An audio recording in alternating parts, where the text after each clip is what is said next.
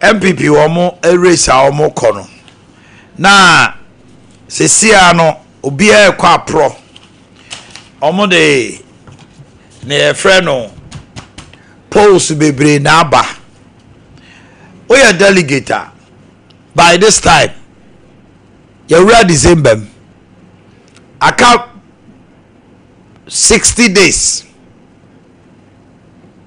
60 days because December 31st we are January 31st, so I'm even saying 61 days na moko twaba yi mut franka tuni. This morning I'm asking the question, have you decided yet?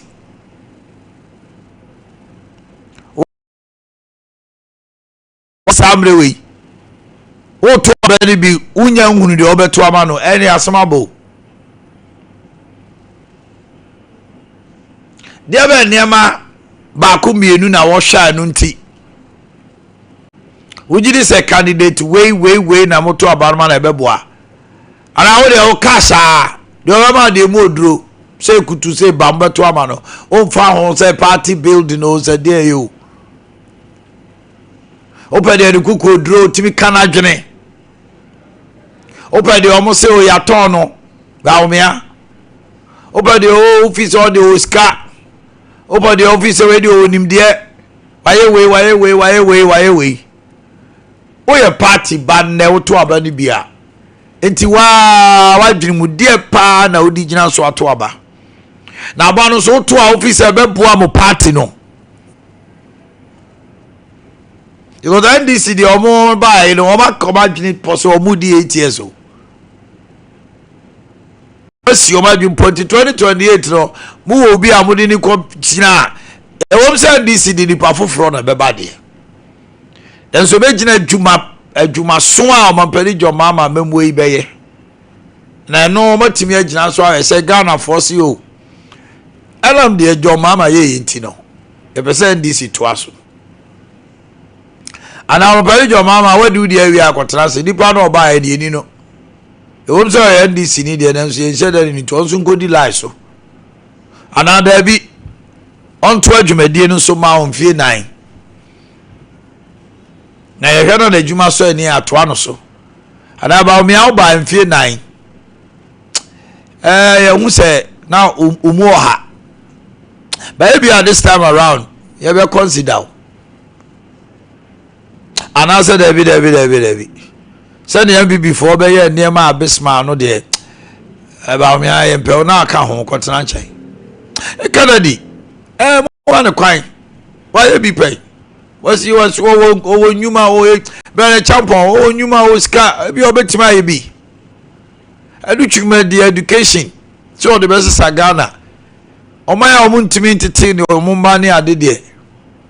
You are coverage upon soon in party the mupa ojina brane to obejene grassroots no Kennedy a grassroots obi aso ye grassroots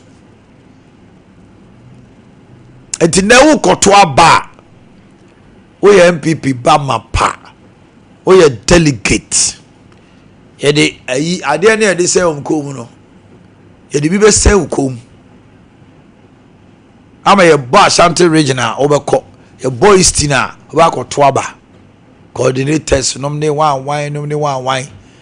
Dear pan no pay what dream until we call Twaba no. Oh, Jenny party the home. Oh, Jenny Nipanwa obey dear Nimus obey to me at Galvan. He will be able to galvanize votes from Ghanaians. Because a woman we are more than ever check Ghana for. Say na Ghana for who say the panofa. Most as one parliamentary home because 87 no is a long hurdle, but it's not impossible. And I want to be for one term and to be about 80 seats. Well, it's possible because NDC did it. Almost crowd 137 no. What do you call 187? It means they took 50 seats. From MPP 50. Is it easy say MPP move 50 seats now 137 It's a heinous task, but not impossible, depending on your message and the leader you will send across. Eti delegates amokoto aba no wan pa na mo fi say Ghana for be baje ne so. Wan pa na mo fi say ni nim de ne na ho brase ne kasa ye ne yo ye ne na ade no. Ghana for bet maka say there be we de ogina brane. Asam sebe. Asam sebe. Jabi Bank. A financial institution here. One more as a say products are what the code just what him say yes. Bank no any so. One more the Sompa loan. Or the Sompa na bo. I don't know about modern na bo remusa no a. Enija, maswa she was there was me never be about na me peska me call me bank was so over don't worry about you are the good place. Aye. Nobody say be about don't forget terms and conditions apply. Omo about loan yes the four more yes tailor for hairdressers. Mo come mo mra meji loan no. You was savings and loans, fixed deposit, microfinance, ye jisusu, ye ton shares. Now so be Jabi Rural Bank owner 50 pesos. I pay my friend that chinti. I said I investment o buy one sem. Now no ya na be at Tonsu branch. I war high school junction. Ye try em kwaba mu. Frey was 0544745856. 0544745856. Ube wen wo Jabi. Your headquarters. Ya was just so on me for me so bonye. Sepati po Roman here the Shema New Europe and Corona Boss and Atonsu. Afe yabanu musia na eye de 8.5 pH alkaline water. Ensuo alkaline no umoja ensuo gina ho eye alkaline. And until you know kanjina na say you going back to basic original. And until I can't it me a year chuma will nip a diem, Emma will leave our lungs or heart near dinner timinya water, you know. Go a conny dim. Kanjin ever in sure general haunting, you are always hydrated. It was skin or be on the skin or the pebble bay. So one no was or we and I was serviced to say a ye a quotrebidiano. Now I know you are changing now or 93 papa. Kanjin be wow a pebre mu pa ye be wura December mu a penny bar num kanjin and nums yo bia so penny do so po Breman UGC Tafunu Road and Abawa route Ghana aba bia ati asite o fry be kire oba bia obenya bia to Ghana all the 16 regions 0241449191 0241449191 Bronye a sister kidi glamour and wardrobe. Ye kwa koton kwalanta de back to school items pregnancy lister oba wa fire funu no amira so okwo no o de ba call seat nom ne wan nom ne kwa ni nyina da afa ya sorry na okwo wedding engagement outdooring a man member nyina mo shoes ne mo jeans mo jacket ne mo fiber linen shirt ne slippers ne watches ni nyina bi ho. Eti bro nya nkwala ne to na mpani to be to na papa to for ni chira sister gram wo at Hojo Atinga Junction ye ne Omni Basic Bank din hwani mu opie mu ahinsan so a ye ne China Mall din hwani mu ba bi a door master a dine one hono so ne wo frey was 0245749199 0245749199 0538333937 Sister Kedi Glamour afei nyame ya adoma enra adwoada mi kan na liberties echina anopa mi remfi Sompa chade e ka say oniema ni usi da opese uso no echina anopa fashia me ye be hu adwuma ewrade be kasa amen demom anopai akoma se oso boa Sompa chade ntoma nkwala ntade mpaboa anwa emo tomatoes geisha, corned beef, mackerel ahodoɔ nyinaa bi fabra. We don't cry be a indomie box akese and pasta be a friend indomie. I said toothbrush, who said toothpaste, I say back on crowd say yes, no will be a jatum. Over to me the be up to phone so I am mobile 0598 559 802 0598 559 802 front desk ya Kingdom Eba Center, how you say a drug lane or Kaishi, Ubehuya or Ho, any pharmacy shops near bar shops in Ayendo Nubio, Yene, Jumekwa Dika, your day near your freno, garlic, Eba Gan, and fear dunumne, say Eba stroke, cholesterol, anxiety, arthritis, somnia there, we ya Kingdom garlic test. And capsules. Afe bema beso jina brane wo mpam na udi djuma ye ne boy ensem mawa. Wo hia Kingdom ginseng power capsules. Wo ba wa kosu ekuma na say wo maye mu be CPS ita, no infections, no odor. Wo hia tremendous capsules. Freya was 0597298855. 0597298855. Nyame ya adoma on the 20th. Bosumi we ya. Ye nyina ye share or Liberty Conference na ya Thanksgiving and worship na angelic visitation order for enyu hom free memory that way maybe 20th memory that maybe be ansu kwan I said that to Safre Ankla to Minister Kwame Jedu kwaku jesi na SK Frimpong we the galaxy of men at play enunti 6 a.m. sharp na waso waba na wo ba fa 2 emblems Boakye Thanksgiving offering na ade biara afi we hunu ya na wasote ya wani hunu ya mpese obe humbi no twere no so shem na fabra me say so oni ma twere a sensan na ye kwa no so opese wo so see the boy dwumade a 0249640993 you want to support this program 0249640993 afi Dimpa Natural Health Clinic diagnostics and natural remedies yende eba stomach ulcer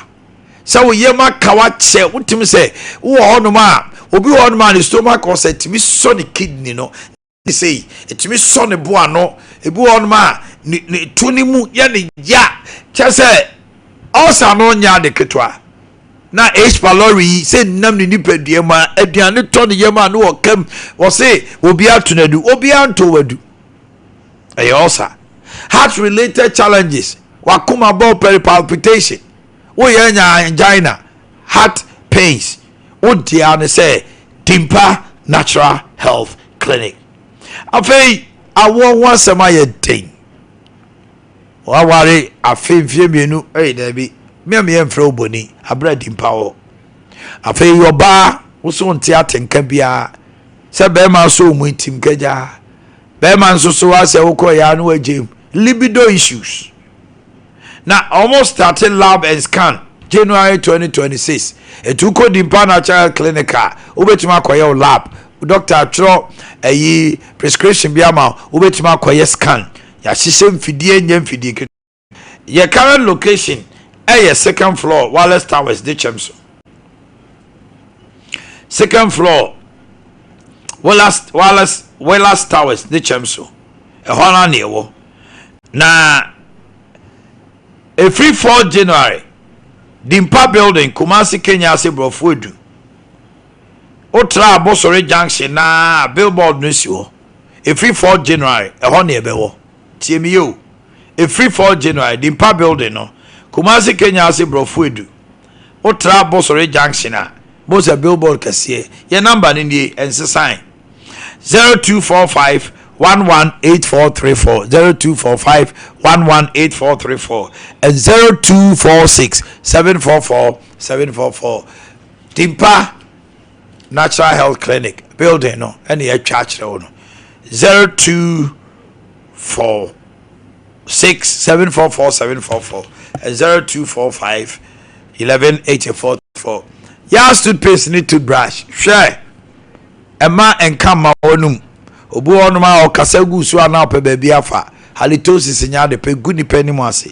eno ntina variant bi ensa ya toothpaste no toothpaste total care whitening any hair bar no so wo se na ebubu a ni anwodna wo hia hair bar wo se no kwa na wo hia whitening afei cavities entokro binom ne ade na enkanka bi no asa wo se ne pro bi wo hia total care toothpaste Yas toothpaste, Yas toothbrush. Brushes near princess, monarch, duchess, and the kiddie brushes. Bibia that the head.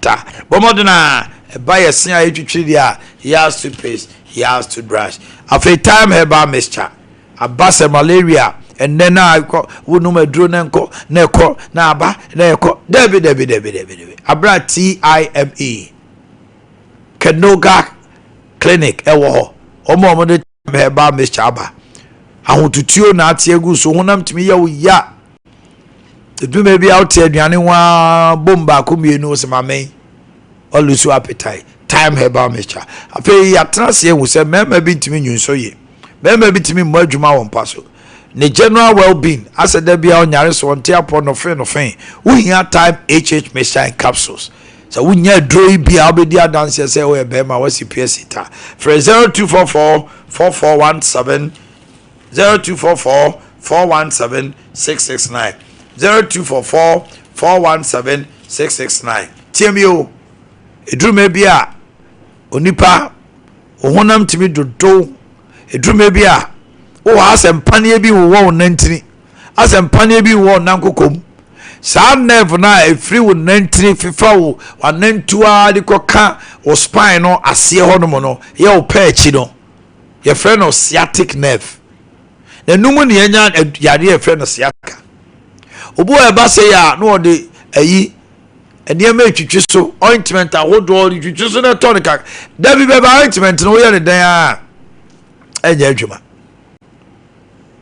na wa hwe be kawato wa hwe be kawato switch mu entra ma sciatic nerve no ho ntechema nkosi abia ye ho hwenye ye eno ntina 21st clinic aye hwehwe mu an vie dunie ena ye hunu se dabi ye de bibidro we eka nerve ya anaye massage no anaye tuatua we a ebeboaye adokota fokuku dam na wo 15 branches ni nyina ena wo to nsa afro se bra na yemfa bibidro kan machine treatment massage na bibia enkoso kama utu sa na mo we a obedi adanse o ma me o papa o da form no obesori amosuma dwo ye wo hia overseas baby a make say ya ewo 21st clinic dynamo ebi asompa we Samson na council quarters call junction domi market ube hu yesunyani nkranza techima ne ekeka ho ye number no 0249311311 0249311311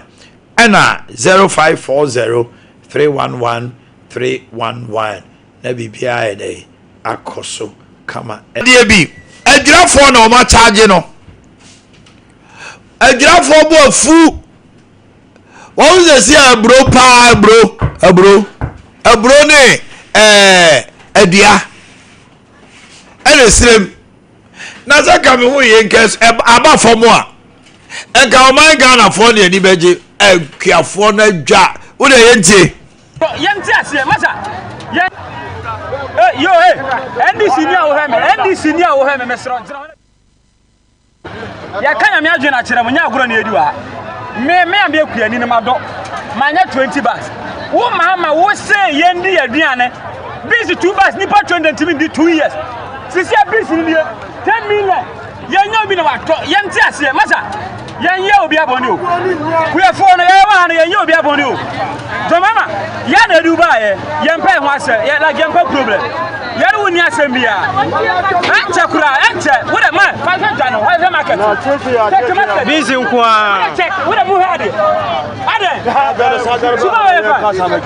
wo de yempa pani we nkasa bi o pani we wo ye NDC ni pani o ba wo de mo man kase ma hia no ka kira mo ka kira na wo mo ka che Ghana ye duane Abuja yan bi se ko chen che plus na ye tor se se ano ka sa pa na wo mo de tor na fa chi na ka ku ye fo ba ye sika sa do ama duane Abuja mo tie de to menu Sabre we ya say Ghana ye this entiminto aburo unto afiri se me de aburo ayi 3 bags ma tomato diriti adaka menu na sikaka papa no seji ya no wo aduro daka ba ko je de oto aburo 3 bags anta na what man ya ko ya nduru na ba ma seji ya no what is it to de no bo nko ba fo wuto wie na wo wura joma no wutimi de one bag ya to no ko na yebo kana je man den wutimi sa ko bag one bag de ma wo jom sina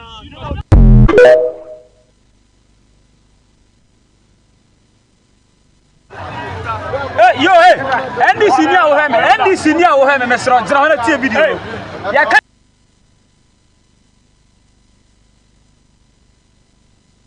na ebraba forma say na ye hotoye akuafo na dwa omo se yo mama nye say no ne ka ne omo kan ebro ene ebenza adua so omo se bag no ekufu adota mutimi eto no 2500 and 10 million eno kro obi anto na nye sa no jo mama kan no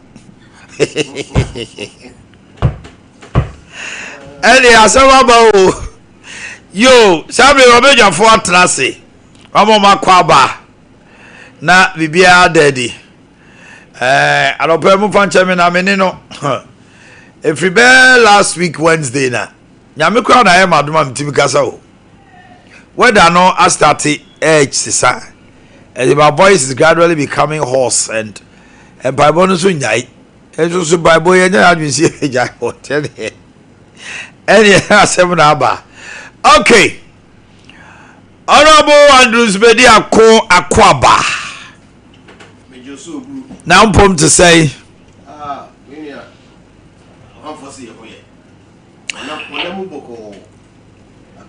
Akabotum. Well, former MC Emma German South. Just say me can former they know say MPP. Or by so the not sound na kunya so minority seat. Hello, welcome from Paul. Egwe. One also former DC such a central. Honorable now Pome. Yanko Pada Romania Akye. Aye. Yeda obadi ase. Na wayek say kwalama akoma kompem son. Omo twa omo resource. Chan say more practice na so. President Mahama ena Santemewura catcher say take keen interest in rising unemployment. Eba memne da abra na omo ye conferment of Omanhene Yaw PhD any graduate for over 200 and something. Majority leader catch that ban say oncha zipline contract no na wasteful. Afanyo marking and so na not to panda verdict worrying interior minister na sem nyina ne say ohu bi da judgment na ba eye judge no de kotena ho de ma say watwa abamba ben ruli o say pandai mrashe bedwani onko so antena ho say mrashe bedwani esan say wakwa appeal and a watcho crata for stay of execution it holds oruli we waidi Babin speaks parliament is quiet. Adiwe mabeja for me busao. Why a cancellation of resourcing? It has been an old age thing done. Ebu akwalaba kubim from so. Kwala mi be from so. Teacher ni bi cry so yam vigilator. Na kwala na omako school on bi an kwala be 200. Yes ye chop. Kotra kwa wini meko apocheni. Eba sa Ghana so na Oko University as a master in English. Tina kwala no na bra bo tranketi. Can't we find any means I bet me dealing with this issue than say outright cancellation na akwala no ye twa ne resource munti no ontumi konani ontumi ko apply for a military police security agency or person ko school kra ko to aso tertiary ye twa ne resource and yet as we have allowed this thing more practice but ye man to aso sana enkwala no so abrabo cause obo asade we see a ontumi enko school bio honorable Mami shall say free. Of my, I don't pay much now. Much with you for me, then I think so. Honorable, oh Mike, what I saw. Okay. Much y'all. Na much you're not paying. I think so. About hard check a crack. Very boss meaning. And I say, if my memory was serving right, until you bet you were tearful, you know. Many Ade baako a person me yifiri ho because a public interest a year sa brusem ya na wo ka ho asem year e wo ejura ne de akekaka enya ho nko a okobono regency see tomantus west Omanhene Yaw uduro gene fetenta ne do serious na omoduro tomantus no the same thing akuafo nso tomatoes go oh yeah omunya tofo and the problem na wo ho ne say what's your price no any the way amana chemicals no omode adwuma to say fertilizer now what's your price no I'm told say even box no currently I see around by 500 Ghana cedis tomatoes yeah into a problem as a country I say to me hwe be fa so be to me resolve those challenges and as issues no one what I know for sure is say between Jinjene and Donfete area ho one district one factory omo ye tomato factory ho windy tomato factory I think say omo pretty dru ba bi ma so omo nya challenge kakra omo tutu but echi ma hu say omo asa be ye ho adwuma omo pretty ana so omo asha say so omo omo pretty say ye bo modern say private sector there but aban mo modern say Minister for Food and Agriculture be show interest ewum say be bitumi process sa tomatoes ne enema akuafo do omo ho ahyem no in fact e basi ana amaku adwuma no ayeden enu ti na meburu no bi wo ha ye say yankokue mu ana obi anya na be so so it's a problem, it's a challenge. I would say a bar say until that make us a leadership on my way no say oh yeah dear uno as a leader what would the way a man akuafo say president no mo bonus wo you know a problem e wo ho a enye nro ya na sha ase a che ese yina ehunu how best we can address the challenges because my ya na me dwen ho amenti say as a country yentumi nya warehouse so abitumi a stores ane ma we mu nanka baby eduru bi obahu se pe fruits yetumi ba na busu na ye jana se mango etumi ba na mi wa wo kwa abrochira wo shops no a mangoes no egu wa I mean ye we so many years no mo de gum betie da so gum wo pese otobi obetumi nya bi ato enti what is it that we can do some of these things in Ghana na all the time afine so ane yasa be duru bi na ko hwiegu ni yakoto egu ebi kwa timisho omo akomfo cause ogoje bank bosia I kware mba me ye adwuma wa akoma dai na eduru tama tomatoes we but say this time omo ye ya akuafo no because obo pass ye nkoti tomatoes no apafo no sika ombejo no eso sene sede obekọ akonti omo jari nyina wa fo mo na nyina ase I'm telling you because no obi a wabo ne pass onkofo bi osisa obeju be 200 meanwhile box no nyina no 500 Ghana cedis. Yes, so, yes, it doesn't make sense. I'll spend the time until Ubeko from now. If you said okay, bit me and no a drew no because what could you see our bank? Until your best say or mining in our how best we can address some of these challenges because a monkey jumano and yefe. Dear come be me, Metiseme Banauka, ye camping ya, ye kosu ye party, more new patriotic party. Oh, my banner can want some dear, may you sure say. To say the massacre man am enti me de makase minim se nipa 5 na omo ko contest ni na obi asefata obi aye obi a obetumi aye adwuma e de aboa wo man obi atumi show one way or the other ya watumi amagana fo nyina hu so otumi adwuma but for me said ye be ya minim se party ye na mre bi atwam NDC for bi na yenso esesan ye bi because I don't know the only surest way of winning power. Me say when we give the opportunity to Dr. Mahmoud Bawumia, no sign called the second time, definitely he can win power for us. The surest bet for this party is Dr. Mahmoud Bawumia. Until be at 31st January, Okwakoto Abia, the message on say, ye be Emma J. Kufo 2 times, or by when the power the year 2000. Ye be Emma and this for ye be ma President Moss the late 3 times, or by when the power the moment. Ye be ma Kufado 3 times, or by when the power. And this for I be a brand sitting President John Mahama not here 2016. For the first time in the history of sitting president, ye Tiano almost 1 million votes. But Okoya man this for repeating or more repeating the time and now he's the sitting president. And I don't see the reason why we should deny that opportunity. Yerebema Bawumia what to me about when it say Yatono or in India, maybe I do my dear mechanic say, and yes, a nipa or ben win a primaries in my uncle.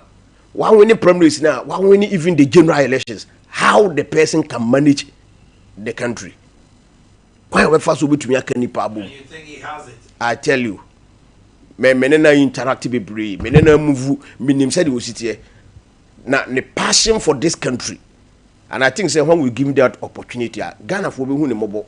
No more the Jumana man. I mean, physical man, or more the man, or be to be a boy. Many am a really sana me ba. Why can say my can say waka you know. And yet Ade Akye say Newton. See you can resource.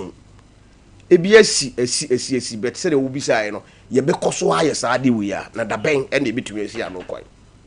Another question is be say I say. And Kwalano so dientina every year be as hard no so air code mu. That's the question. Exam or practice? Yes. Always say men ka say Ghana kwana wo. Eye nipa yesu ne ye ban. Sanity. Exactly. But yeah, you know, every time be a kosoro. 7,000 and Kwala 7,000. I'm telling you. Say o hwa statistics na e wo ho na. Anodin 7,000. Yeah, factors na e kofa sa na ma we nyina ba na nkasa no. Aban wo chefa wo.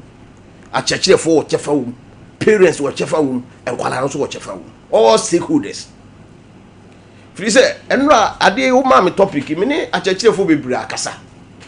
Na enema no mo chechire ma de ama yeduru bi yeduru even the fail rate no kura se dey see akosoro this time round. Very alarming. Very very alarming. The bi chira say the kofa sa na ma we bi bad say schools no ayase say ye be ranking. Enti ye exams no wi ha na wa ye kefo so school we ne di first e wo Ghana. We ne to so mienu, we ne to so miensa ye wo category A schools, category B, category C and the rest. Enti the achechefo no bi kan say unkwala no tro exams na so mo ntumi ampase a headmaster nam say director general and regional directors of education committee omo beko ene okotwi omo anim nti no omo so fa kwan bi asem betumi aboa mo omo so omo school na ide apaja akọ nanim enti omo ba omo ne teacher for no so e wo bika na there are schools private schools no baby they maneuver their way for their students yeah just for enrollment. Yes. To be on my school, mucha. Eti akwala no kwa mbe fa so mo na wura senior high school. Akwala bo tumi ko senior high school a. Wa bon tese onhuru so. Yeah. But the BEC results was good. That is where we have come as a country.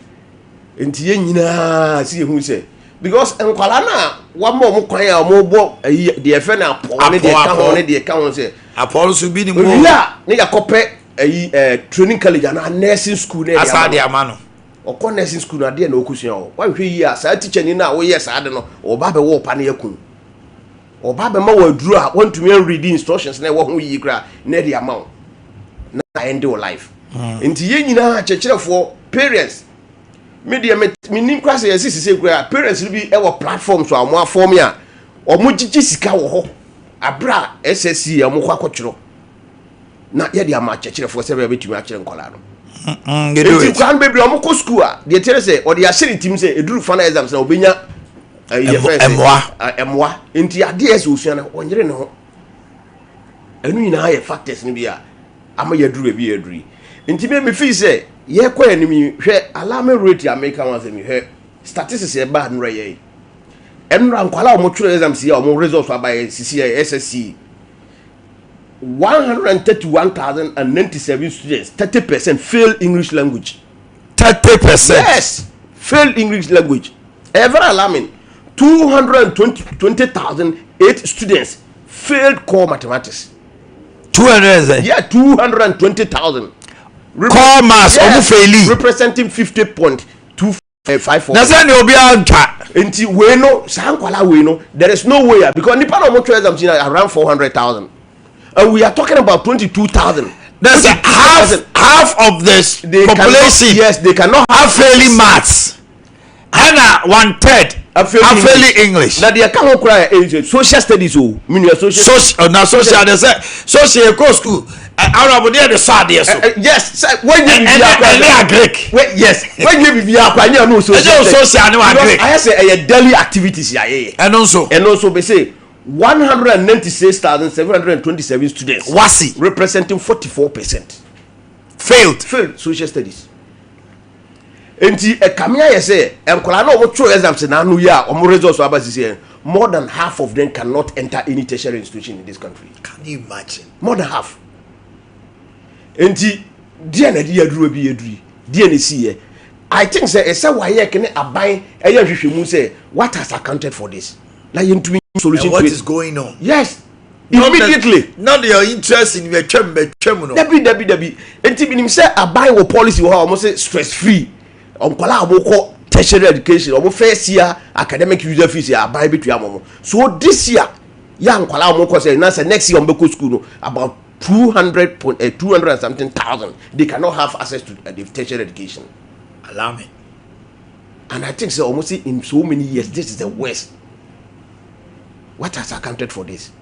And made them feel say it's a WAEC and GS and the Minister of Education, they should issue an investigation to find out what happened. Have you know the 220,000 yes, mathematics are failing maths. Yes, because only maths, only English, because they will now compare tertiary education be no bejo. Ye maths how kola we nyina trafi assign abom ho ka momo akotro receipt. Let's I just for send a bit to me. I did not call remedials. Now, even what is the guarantee? Says 200 and something thousand. Pass you more your results your friends and cry and come.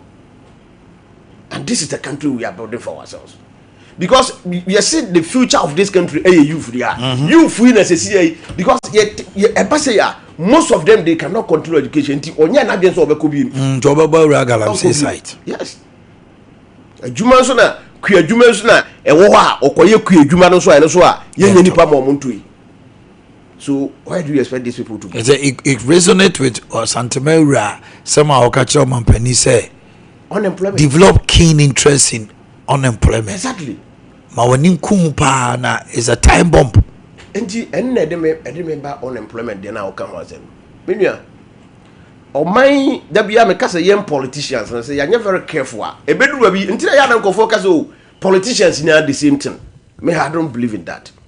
But e won sama ye pe aba ye ka kire nkofo. Unemployment years and mawura ka ho asemi. E very alarming because san kwala we hwenanu ya ye bie se ye nkope omo pe military for na hwe nipa omo kogu nkran and other areas nam so ma mayo be sinsi akora free.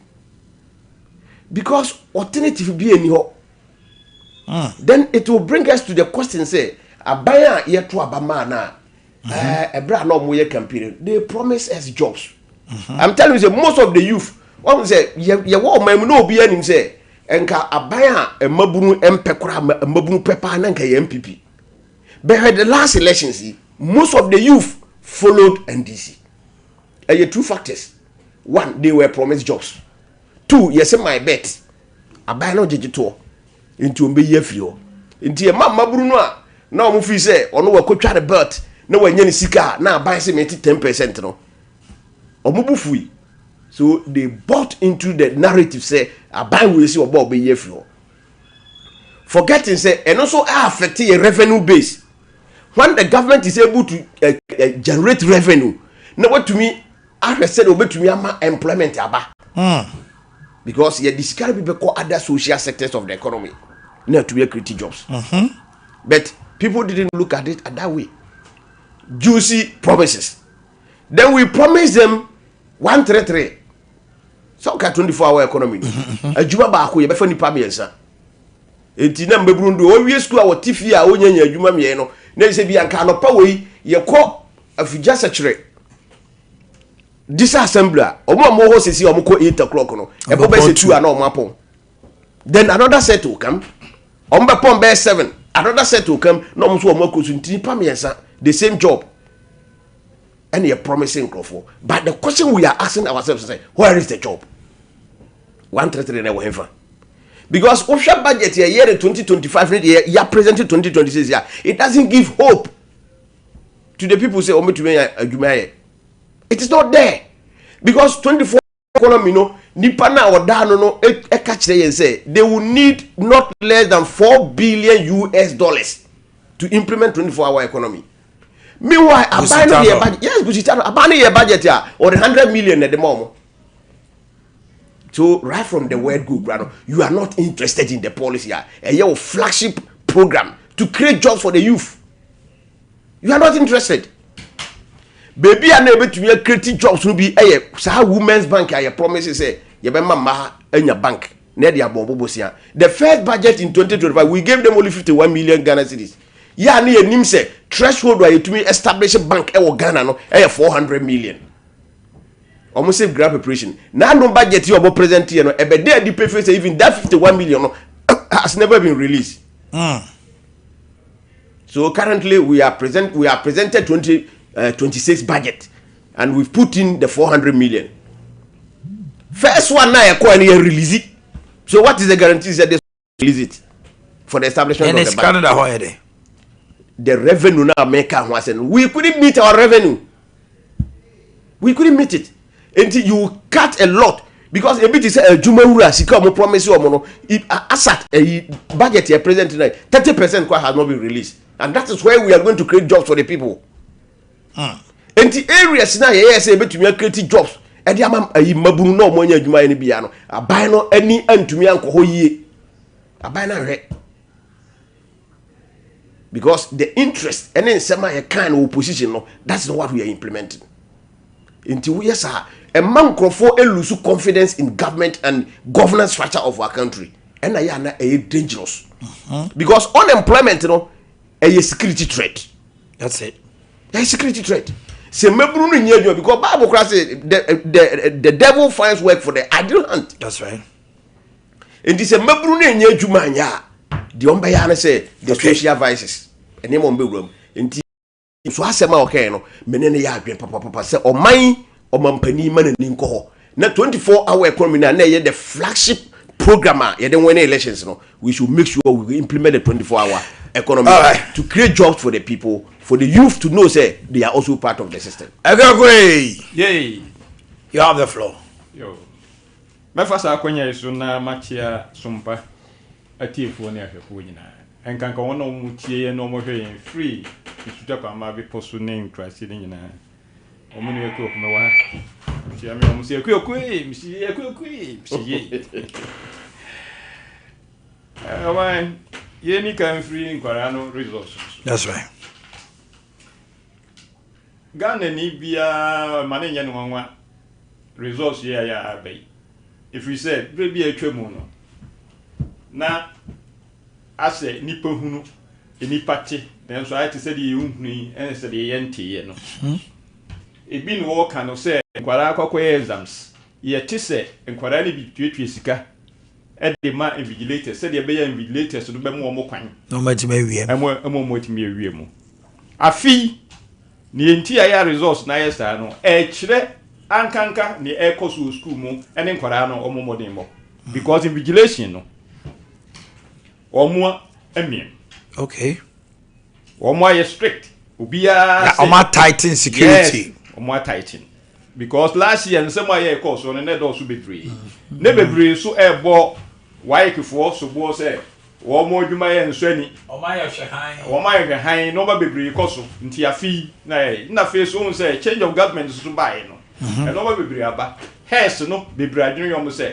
enti se kane no a ya se ebi o ampe kwan bi so no wa amwa nkwada no a na fi wutikika no bebre adwene yom say se nkwada no the first no mo boa nkwala no oh as a yagu mama said the be ya omo benya for the cosmetics for the optics ye twa honorable so I was say this is the West but okay bibi say ranking no ntino na hairs ni bi kwa obefa so a ya ono so obetumi aboa nkwada no nkwada de betumi atwa obefa say the be obefa so say the be ya ranking in school ayanka say the school is the West so all what you kaka yeah that's true yeah he said it sa normal way no yan hwese ye beka ho asem yi oman memeni wunyina ye contemporaries ye ko secondary school no ye teacher for brenu du o se ye exam so obi no obeboy edu okura me ye o ti ya media na teacher ni no ko no ayaka edru exam yeah muna wanim sa ye tro wi anu asere ye tro wi anu asere so amu na ba ku bi wo ye ba ku bi me pese bi bodi wa he ko na ba ko bodi wano de kura no se exam time dru ho a ushi anu kura na achi anu kura because one person bia say we be fraternize with him na bia I use the bia exam nya de ye obe makwan so na so said the ranking no ene say bia wa nya de a you know na politics abam because NDC for ebi say free senior school no na ama nkwada no modimo no enkwanimu na afei MPP abai na di free senior school na say o mampani na ema ade no e ba ye de free senior school de students in the here say wono de afei de o de borders ni ade nyina ba beka ho so na afei ye bese ye kire say oh free senior school no o how bia ni hu bibia ko yie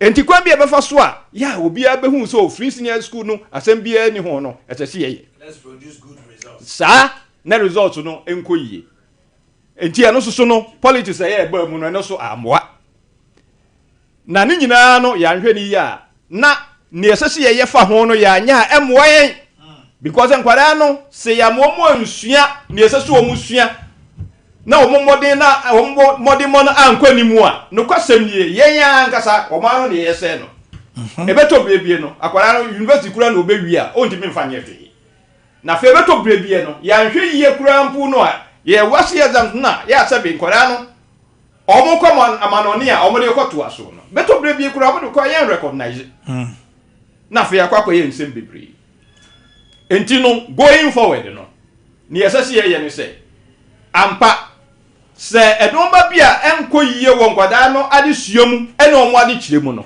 ye hwese ye beye na nya se ebi edu se ye koye zanzumomu a ena omo koye zanzumomu a ne ye bepe kwan bi so aya ebetumi aboa omo omayene no kwasem niye se wo hwe tamo aya contact hours aya nkwada yinya tamo aya omo de ko school tamo aya omo de makwa be fie ni ade ene ade a utimu se no kwasem nie omunsuya de esa dabi preparation na ya omo ye towards the examination no ye poor ye hwe ne yanka ho asem ye hwe ne yanka ho asem because honorable 220 something thousand to me failing mathematics is unheard of yeah ye hwe ne yanka ho asem na brofo kran so a brofo no kran so ye no brofo no so 30% of that 400,000. That's a huge figure. Yes. Oh, yeah, we are near na yenka say, oh, about we breso, ena kwadana ya de about we say breso na kwadana anya de. Most of the year politics. Obo say we wo ha. Your time ena kwala no ye say na to esu ba in as much as say wo Kenya. Ono so person find a way for the optics. It's oh we want it's about 75% in the past year to prove say free SHS here Juma. Now see on so akoye say except you say nemche ejanai. Say eno na make ho asem say sa no ma no emwayen. So obi ba na se nkoyie na nsusu opeso oye bibi say de wo kan. Na obi hu say eno ma koyie. So we are massaging figures. Dabi bo bia no aye beboa.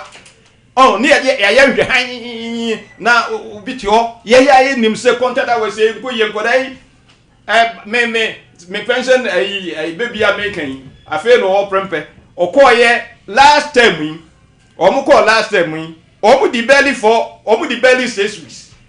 Say so about nephew more than 3 months. Make a second term. Say almost say a semester.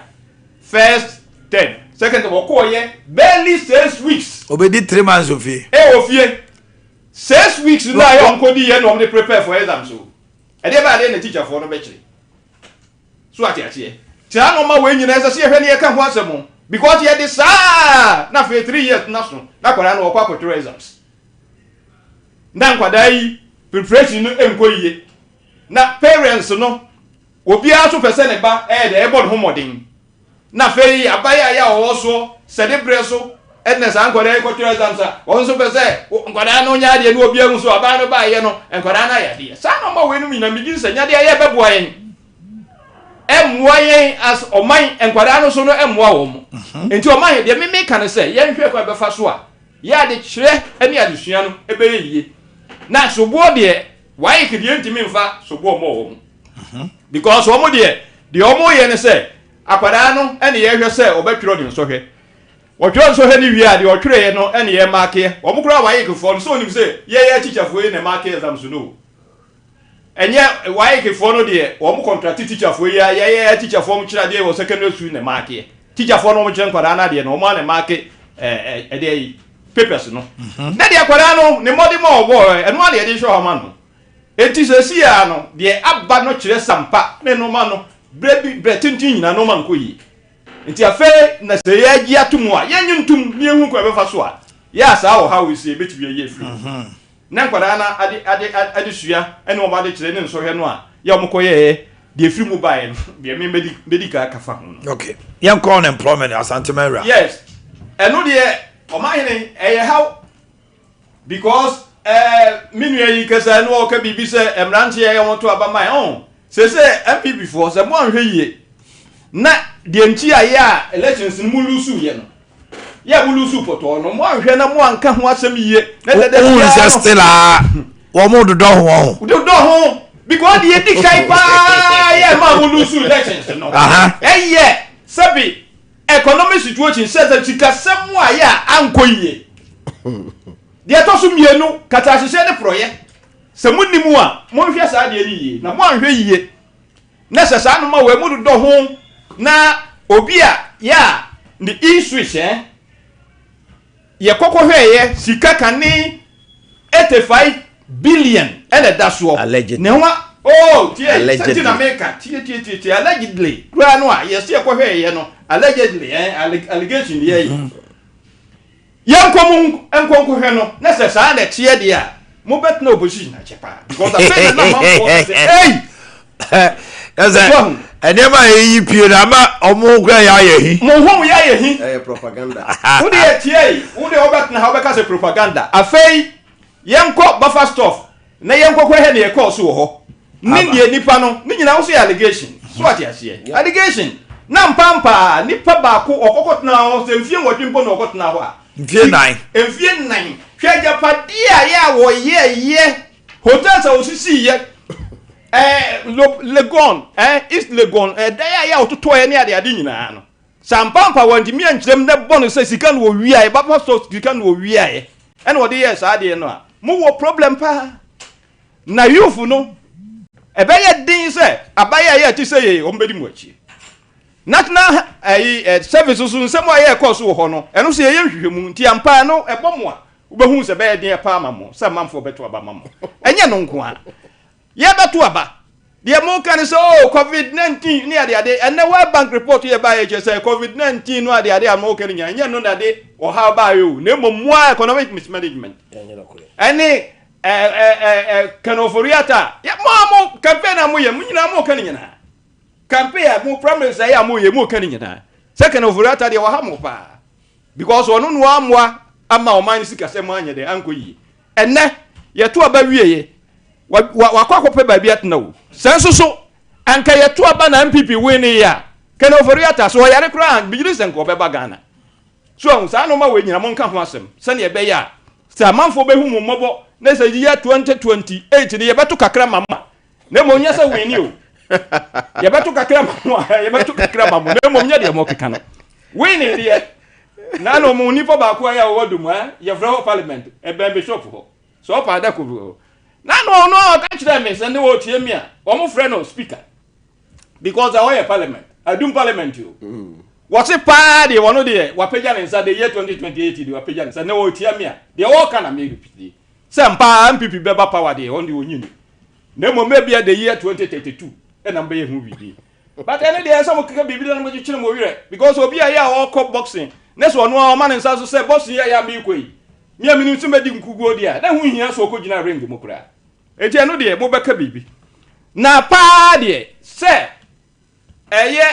Unemployment assembly any mabunu enkanka maburu de ye eyade a ye achase ye ka ho asem yi pa eno de enye politics kro because who de politics a ene we bae na I say de be ya ne se wo ba bibi to say de MPP address wo ye e to say nap de napko ye no so mfaso bia ma so ama ambo bibia nemum say ekwa e be fa so a ya wo ka say the 24-hour economy ni ade no no nhihye ye bebre be kakran wo be hu market ye no dia enye formal employment say chinjina agisa ba adwuma wo na mom no se nyame boa yetimisi kajetia market yetimisi close market say other markets ni nyina even including mimi krom nsuta market yes ye pese ye no 24-hour economy market so hu ya bre bia ye bitimi abi eno ne ye hwe o 24-hour economy no nyesa bia ye se obi adwuma no we pon ansa na we akonko na 24-hour economy se no na e bia wo pese o kama ewura maburu no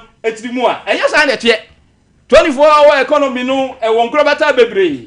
No, but honorable, the bottom line is what you stressed on that caught the attention of Ghanaians was the 133.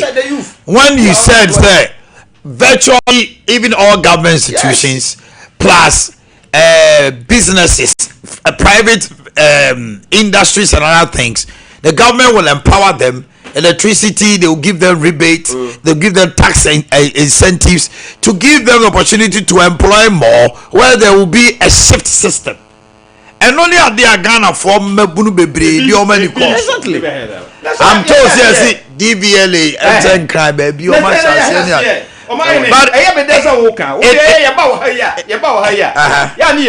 because they wouldn't even know, we knew dear, and then you wouldn't know, and not now the all can see no correct. I give you a crown. One example. DPLA, ya here, customs, ya here. Habo, ya here. Ya more than sanity. Habo, unti say and they 24-hour economy. Can you know a couple bears a fiver? Next a car no Friday na we next the more you back one, next a who does that constitute a 133? You see, so what are 24 hour 133. What are you 24 hour 133. A job back over funny pampas. We need yes, I don't 24 hours. It's your mind 12. It's all about 12 and not 8. 24 hour no a bar, a better than 133 swim. We'll be made 24 hours or my him yourself. Bobby and Timmy 24 hours. It is only 24 hours or there. Get to say 133 so. I want him for 133. I want them habo.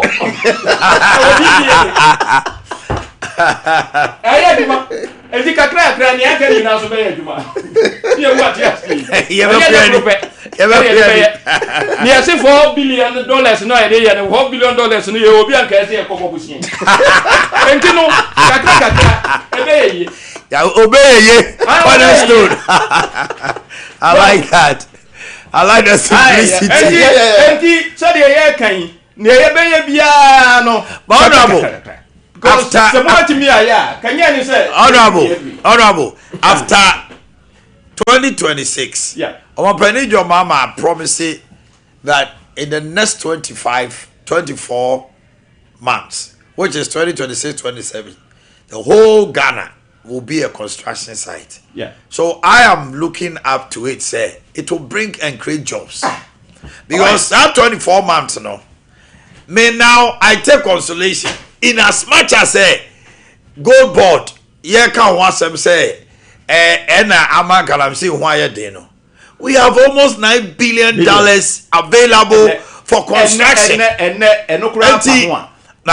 say ye foreign debt and then would mean you drew. If they have almost $12 billion. It's me want to say most of my Juma, yeah, move it to my. Yeah, but me, but I say the politician and this lackadaisical attitude and then noise making. Yeah. Honorable, the whole of this year, say, yeah, the more tones and the stability on the micro and the macro, yeah. There is stability with inflation, monetary policy, so any day, but it's not reflecting on the ground. To some extent, yatitiniya maybe so, but sikapa ebi ni omani. As a sikan you offer, as a AD sika amount for all the material, but which is soon you 2026 2027 and was some tigum na maburu no fili ejuma and yes sir, this youth I can promise you around 2027 around 21 no money ejuma ya they will come at you. Omanhene eno anu aka no ti na me say me ha me ba me ni how if you say wo de onim no na wo ka de onim no so e no correct. Said your mampani aka no. Say the next 24 the whole Ghana baby abe construction site. Yes. Well, we visible signs of development. That's right. Say sa na tie dia. Abra ya ye kwan no. Abra ya ye si adan no. Say enipa na ye ne. No correct. Enti adwuma beba. Eho eni ye nyina ni da so. Carpenter fo benya adwuma ye. Baker fo benya adwuma ye. Electrician benya adwuma ye. Is this sustainable jobs? Na no. Oh. Me you to boase. It's just a question. Is that sustainable jobs? No, sir. What me enya carpenter fo bebre mo munya adwuma ye. Baker fo bebre. Ake ampawo. So dia say. Say yes atene apokwa anye bekwa kana no be. Na no be. Na wo want me anye ntini e pamo. Na ye se ye ba na breaker fo benya adwuma ye. Na sisi fo benya adwuma ye. Na say no enya. E dia hene. Bianca saying you. Wow. Sustainable. Yes. And I'm saying, and no, road now we are now employed for we road we are where are you employing them? But honorable, for the 2 years or 3 years, if I'm employed to be on that road, I can get something. No confuse. But a construction koso. You contractor for now a whole community. Acquire also sikama. Honorable, the young man over there say every month odim so obetimi aye construction obenya bibina gare na ewura so beto a it makes the local economy thrive. And most of the roads no beto require they have abandoned sites. Contractors are not being paid. It's a fact. We are one contractor for Nkasa. They are not being paid. Oh, almost release this cafe $30 billion and Ghana cedis for the big push. The budget has 30 billion for the big push.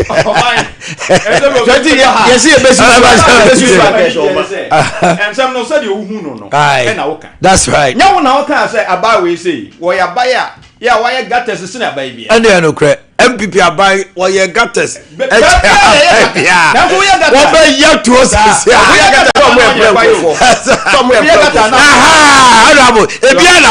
Because it's not sustainable. Gata no cost so anke but we was what Jessica obey.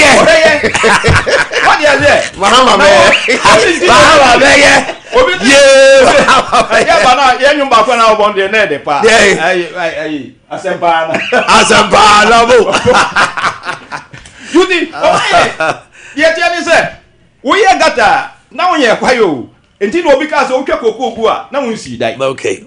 Enti say gata se ba bia wo be gata. Na betu tukwa ho ba bibia na se won nya kwaya. Na se wa bai foforo ba. De o kan say ba bia ya wo no wa budget ya wo betimi ya na ne kina ya nya gata ye. Wo he so be. Okay. Ya wo hwe sika ya wo be. Enye ba bia kwa gata, ba bia ko tukwa ho, ba bia ko tukwa ho se de wo ye. Honorable coming. Yeah, but minimum man.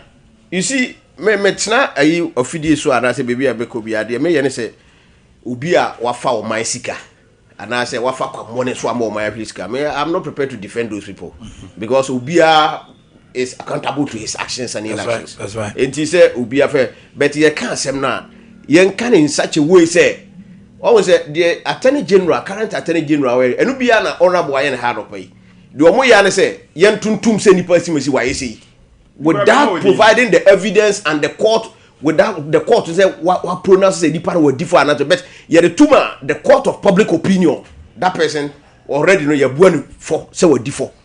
You see say some ye ka corruption one say make me defend obi a wa wieska ye wo my we mu say wo hwe ayi cases ya the current attorney general ba ya na ba dada no pesi nkrofo ana o man sika kodi o mu nsema okofale no le prosecutor uja o mu nyina more than 100% as compared to the emudi akiri na mo kan ho asem no obi afọ man sika yenye Dr. Kwabredu for banking sector kwa more than 6 billion Ghana cedis attorney general afale no le prosecutor said the state is no more interested and no say yes yakotena say yakwenhye unfie 40% now man for 60%. Where you so tia be 2 point something. Be sim ne one who receipt here say what can be. Say what tia so ntia. E wo hefa.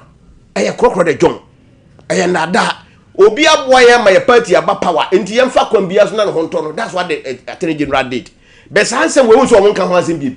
But omo de wo say wo kan national service scandal de be na make say obi afọ my sika me I will not support those things. Yen chesi no yen sika. Collins Dauda Sagrime housing project more than 200 million. Abano ko file no the prosecutor. And no na mo abano so onye interested bim adano aka. Ye ko opuni cocoa board more than 200 million. Oh. E wo hefa. Ya file no the prosecutor ye jai opuni. And the storm semone snet more than 200 million US dollars. Kikasa iska we kakra we kura kambum. But abano ko file no the prosecutor say sanko e bia sa cases we no abano so onye interested.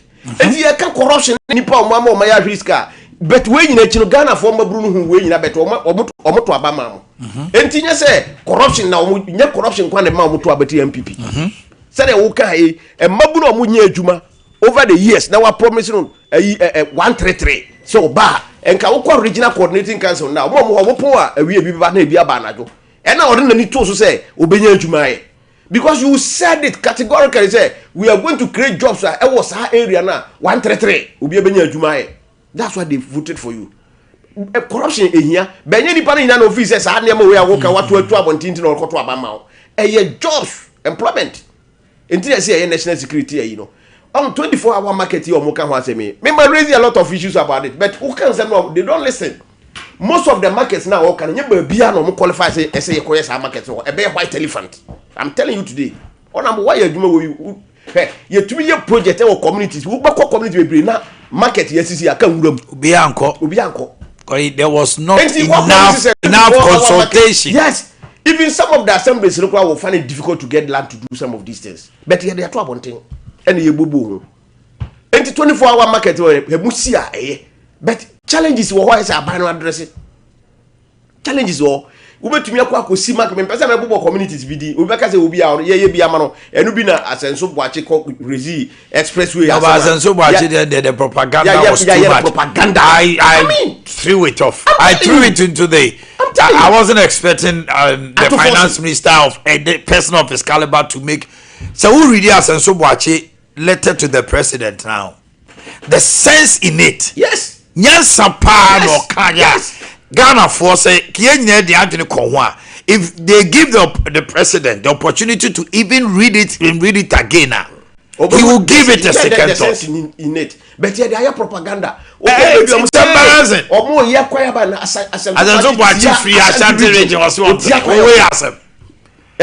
Yes, and so sometimes we become a poodle of politicians. Exactly.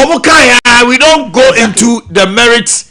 Now you jump the gun yes ye can enti message on number and ye mari bi wo ha ye na eti opposition no ye so ye ni hu na de ye rezi ya amuntie because ye so ebre bi bai wo mo kan e mantie eni nti na ye tifie no ene mo nya di no so je na mo trafie e wo pesa mo trafie apesa mo trafie o pesa boy o kabi ni ye na boy ya yes adia na so o pesa o kan obi adwene si ye nya ni ye dia dabi na o so that adwene attention on the car yes Omanhene esa mo tie ye na opposition ni sankana enye ne oka de aboya me aye ni ye o de say no me mo ni o person oka ne say ye de na on the show here tiagrofo sa expressway ya se ma ye kan Omanhene moma ye nya yi na ye hu se de sika ho asem asante Boakye letter no men kai ni yana but at least the minimum say also omampani hwe say sa the ongoing projects, you know. Yes, ongoing projects. Na fei bypasses no. Obetimi aye. Na ma onka say ni concentration yina na focus ni yina no enko. No. Omanhene. Sa expressway na ye ka ho asem no. Obi aye a wafa expressway bia so no. Sa grant ma motorway dey kra motorway but ye ka expressway a. Anya bi kra me mafa ba kwa na mi no so. From Casablanca to Rabat. Se usi kwai no so na wo kwa Omanhene eno an se wo ko yesi wo nkonko a wo hia ka bi ka ya wo hia no bia no bibia no wa ya chese wo ne be catch hwe nipa ya ewu ewo enkran e kwa aso no but honorable he's not against it me ba maybe I would fan the idea no ya aba no ye nyina ye mo mpa ye se ebetumi aba mu beautiful but honorable the bypass honorable Senso is talking about exactly. Bypass now all can. Any the all can. Also, he is saying, when you look at the 93 kilometers, most of them are in stages of 75%. Normally, are there. Say, Abainam and Niku we are the expressway now all can. This one can even serve a purpose, a bit poor.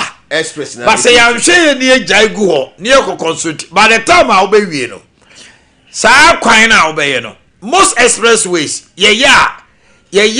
a crowd the G entry no tolls. So what's the deal? Yeah. You pay a toll. Yeah. All free have I'll be here. Yeah. But any beyond or what's our car or the Memphis expressway. It's the other road no see a alternative. That's the alternative route. Omanhene, eno na make say sa adwene no kra ye omampani anya. Oh, it's fantastic. Ye mompa ye se beba mu. Development. Yes. Ye beba mu kra for posterity. Yeah, I agree with you. It's a very good idea. It is. Na ye mompa ye say nya me boa kra ye wetumi ahia se kra. Ba na ni se omugina no so si bone sa. Oh. Na why ya obeka ho asem bia say oh expressway. Obi kra de waka gire me say sa ade ya see the year 2020. You say you do it within 3 years. Yeah, cannot. Which is not possible. 32. Oh no, we don't say it's not possible. It's not possible. You see, sometimes we have to be realistic. Construction. Meaning, fine. The way I walk, the extension, no, and your book, you are saying, no, Adinibia. It's no, yeah. As and so raise the issue of environmental clearance. Yes. Compensation. Feasibility studies. Relocations. And when you look at it, dear. Design cramai. And money has not finally been earmarked. Yes. And you know no okase so usha efie miensa na omampani ka no. Being a former road minister no. And works and housing minister. No share works ne niema ekoso na. Omampani efie miensa de adabraka. Nembom kamoni nko wenu na wie uwie a. Na wo de no to se bia o ma ho mfie nsia bi de ya. Mfie nsia be ono ento. No so okọ. No okọ. Enti development. Yes o ka ni mfie nsia. Because of mfie nan. Ena ba akokura lo to. Awie. Enti mfie mensa na eso oka. No but oka no awie kura so wa sha se. Yes, but viable. Meaning say aban bi obeba bi obehu say viable bia no, they will continue. No, but irrespective of the government, but the omoye is here. Yes. As and so kind. It's viable. But as and so fears, they say there is a neglect because budget. No, there is no money earmarked for. Yes. The continuity. Even procurement processes will take you not less than 5 months. Procurement alone for contract to be given. Yes. It will take you not less than 5 months. Now see na the current MNDCs or local government committee now that committee they were using it to bully the MNDCs. They were using it to bully the MNDCs because one as a member of parliament obi aba ya to aba ya MC and as a DC for 2 months. What is the care they be good accounts no use sika no te ho ye den. meanwhile projects now all you know it is more than the threshold of the MC. Opinion tender now somebody called regional coordinating council for approval. What should take you not at least by 2 months, 3 months? The pressure out there. Pressure out there for DC. You say, or now all utilizing money. What are you talking about? And I say, just 1% can almost subsidize your affairs and procurement processes. No, they were using that committee. Public Accounts Committee. There be a local government committee. Now you say, who ambition say over contested as a member of parliament. Look at this. I mean. I don't ever told me that. Most of them know. I realized they didn't understand the system. Until now, they were using it to bully the MNDCs. So people thought to say they were not doing what. Commando the next list of now can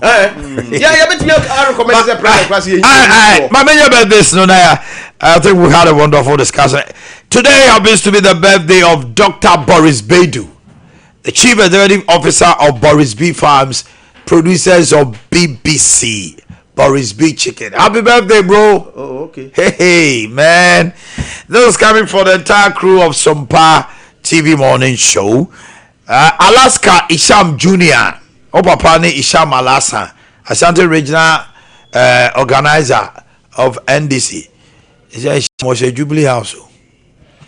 Raymond Fosuo Tiobi, aka Papa Ray, board director Amananura Bank PLC from Berrimedro and Kakape. Kwasi Walker of Nyahini, Costa of Nyahini, Omautrinkwa, Kwasi Walker, Mr. Raymond Fosuo Tiobi. Kwasi Walker, happy birthday to you. Hannah Ej of Bokrom Estate, Inokosei, Omautrinkwa, Hannah Ej, Bokrom Estate. Today is your birthday. From Enoch Osei, and then Alice O'Bain from Mr. Enoch Osei Bonsu. Alice O'Bain, today's your birthday. Honorable Francis Bobiansa, former presiding member at Chimangwa North District Assembly. Honorable, happy birthday. Mami Sewa, hair beautician of Dr. Mensa behind police station. Today is your birthday. This is coming from Ketri Obi of Sompa TV. And his wife Vivian of Kadasu SD Hospital. Mami Sewa, happy birthday to you. Abuja for me the movie see I am Renason. My name Abeja for etna say dwendwena Omanhene ho. Me gidi say me nya wo mu say ya na omude nimde ne nyansa eto omo kasa ho saa na ama edwumadie adimu. Honorable madam wase ene nimde a da bia mo be kire na mo kire ne ye. Honorable Andrews Bediakon and Honorable Kyoko Frimpong. Madam wase. Samri, on behalf of the entire crew, we say thank you and we wish you all the best. Bidi di Omanhene Yaw Boakye. Abrantie Emba Power. And it was.